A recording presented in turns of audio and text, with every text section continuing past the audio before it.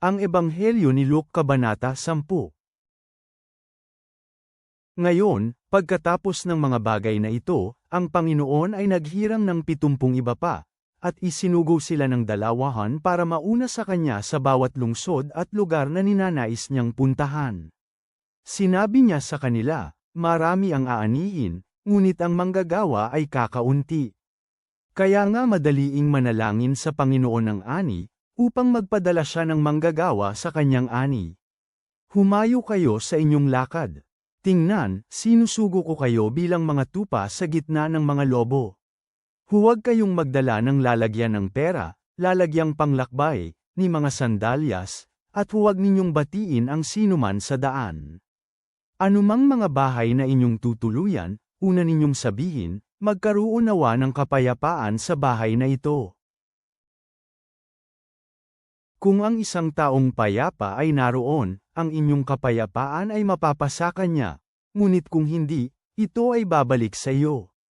Manatili kayo sa bahay na iyon, kumain at uminom ng anumang ibigay nila, sapagkat ang manggagawa ay karapat-dapat sa kanyang sahod. Huwag kayong magpalipat-lipat ng bahay. Sa lungsod na inyong tutuluyan, at kayo ay tinanggap, kumain kayo ng anumang ihain sa inyong harapan, at pagalingin ninyo ang may sakit na naroroon. Sabihin niyo sa kanila, ang kaharian ng Diyos ay malapit na sa inyo. Ngunit sa anumang mga lungsod na inyong pupuntahan, at hindi nila kayo tinanggap, pumunta kayo sa mga lansangan nito at sabihin.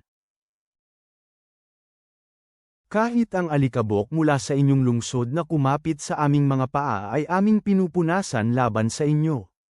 Ngunit alamin ito, ang kaharian ng Diyos ay malapit na. Sinasabi ko sa inyo na sa araw ng paghuhukom, higit na mapagtitiisan ang Sodoma kaysa sa lungsod na iyon. Aba sa inyo, Chorazin! Aba sa inyo, Betsaida! Kung ang makapangyarihang mga gawa na nagawa sa inyo ay nagawa sa Tyro at Sidon, matagal na sana silang nagsisi, na nakaupo sa telang magaspang at sa mga abo. Ngunit mapagtitiisan pa ang Tyro at Sidon sa panahon ng paghuhukom kaysa sa inyo. Ikaw, Capernaum, naiisip mo ba na ikaw ay itataas sa langit? Hindi, kayo ay ibababa sa Hades. Ang nakikinig sa inyo ay nakikinig sa akin, at ang tumatanggi sa inyo ay tumatanggi sa akin, at ang tumatanggi sa akin ay tumatanggi sa nagsugo sa akin. Bumalik ang 70 na may kagalakan, nagsasabing, Panginoon, kahit ang mga demonyo ay nagpasakop sa amin sa iyong pangalan. Sinabi ni Jesus sa kanila, pinanood ko si Satanas na nahulog mula sa langit gaya ng kidlat. Tingnan, binigyan ko kayo ng kapangyarihan na tapakan ang mga ahas, at ang mga alakdan, at sa lahat ng kapangyarihan ng kaaway, at walang makapananakit sa inyo sa anumang paraan.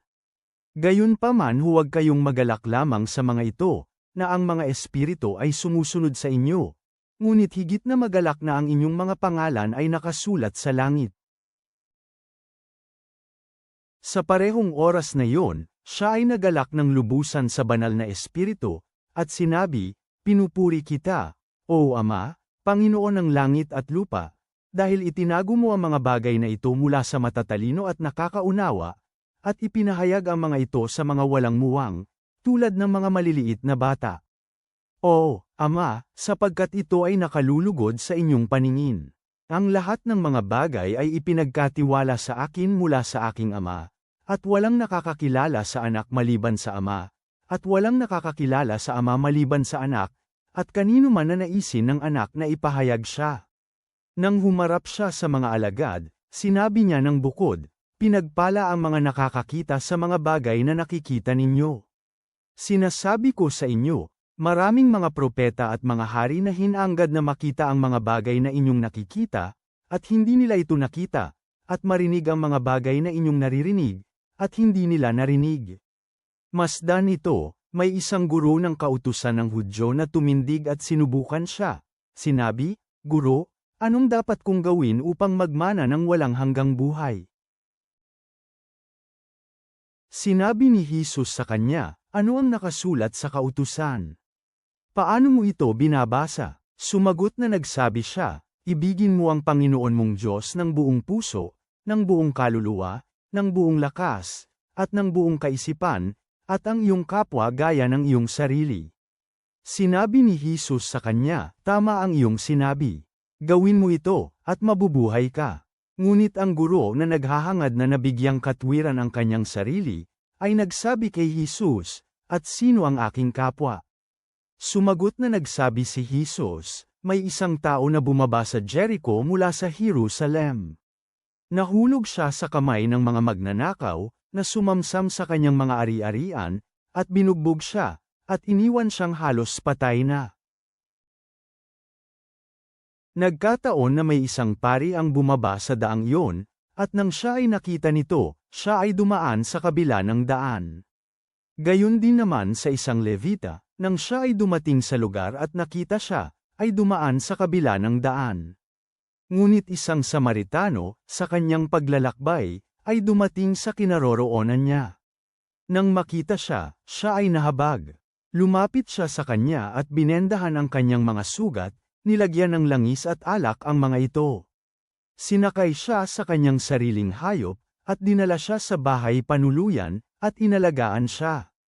Nang sumunod na araw, siya ay kumuha ng 2 denaryo, at ibinigay sa katiwala ng bahay panuluyan, at sinabi, alagaan mo siya at anumang magagastos mong labis, sa aking pagbalik, babayaran kita. Sino sa tatlong ito, sa tingin mo, ang naging isang kapwa sa kanya na nahulog sa mga magnanakaw? Sinabi ng guro, ang nagpakita ng awa sa kanya. Sinabi ni Jesus sa kanya, humayo ka at gayon din ang gawin mo.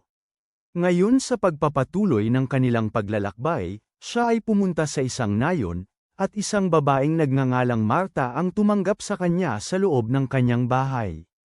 Mayroon siyang isang kapatid na nagngangalang Maria, na nakaupo sa paanan ng Panginoon at nakinig sa kanyang salita. Ngunit si Marta ay sobrang abala sa paghahanda ng pagkain. Lumapit siya kay Jesus, at sinabi, Panginoon, pababayaan mo ba na iniwan ako ng aking kapatid na mag-isang maglingkod? Kaya sabihin mo sa kanya na tulungan ako. Ngunit sumagot ang Panginoon at sinabi sa kanya, Marta, Marta, masyado kang abala tungkol sa maraming bagay, ngunit iisang bagay lamang ang kinakailangan. Pinili ni Maria kung ano ang pinakamabuti, na hindi makukuha mula sa kanya. Panginoon, na nag-utos sa 72 at nagalak sa kaligtasan, magpadala ng mga manggagawa sa mga bukirin ng ani ng mga taong hindi pa naabot. Mahalin ang kapwa tulad ng mabuting Samaritano sa mga krisis ng mga dayuhan. Unahin ang walang hanggang kagalakan kaysa sa mga tagumpay ng mundo. Ipahayag ang mga katotohanan sa mga mapagkumbaba. Sinaselyuhan namin ang panalangin ito sa pananampalataya at pasasalamat. Amen.